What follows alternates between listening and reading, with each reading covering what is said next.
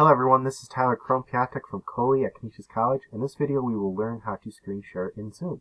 This may seem like a simple concept, but in Zoom you have many options when you screen share. You can choose to share different screens in their entirety or simply share an open program.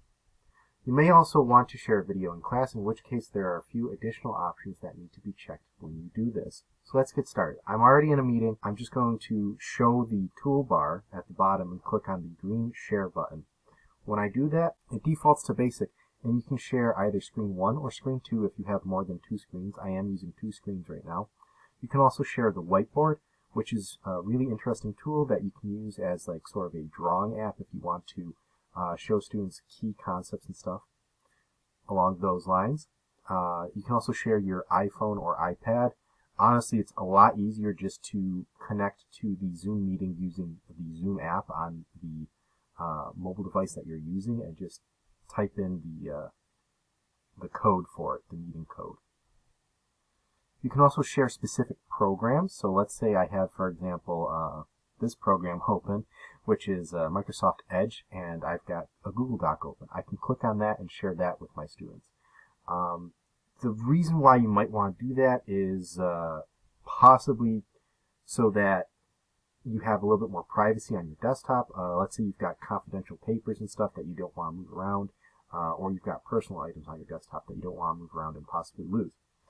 Then you might want to share your screen, your program, rather than your screen. I usually share my screen because it's a lot easier for me to understand that what I'm seeing is what my students see when I share my screen. It's a lot easier to do that.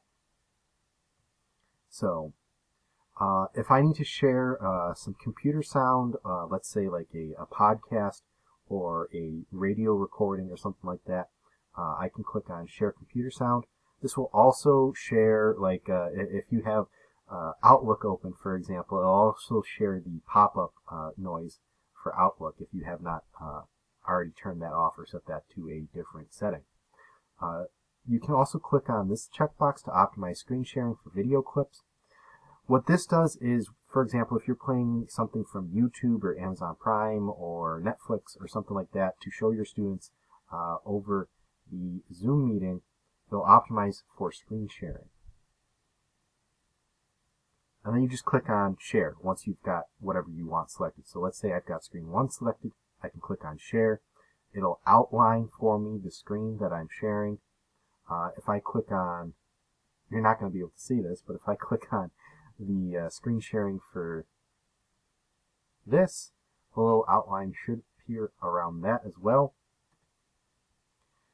Now, there are a couple of other options that you can take a look at as well. You can go to Advanced, and then you can share a portion of the screen.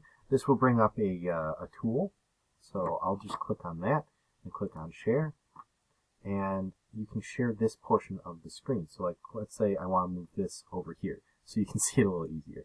You'll get this green outline, and that's the part of the screen that is being shared. When I click and drag that somewhere else, you can see that your screen sharing is paused. So all they'll see is this little area over here that it was originally, but when I move it over here, then they'll see this part of the screen. So I'll click on Stop Share, go back to Screen Share. I can also just share music or computer sound only, so that all they see is not my desktop at all, but just computer and music sounds, and that's it. I can also share things, content from a second camera if I have that set up. So I can click on that and click on Share, and that will share whatever my second camera is facing towards. So for example, I might have like a pad of paper and a pen, and I can write down equations and stuff, or draw out concepts and stuff like that, similar to the whiteboard, but I don't have to use the whiteboard if I don't want to. I can just use a second camera. So that's it for this video. If you have any questions, comments, or issues, please email its@helpdesk@canisius.edu. Thank you and have a great day.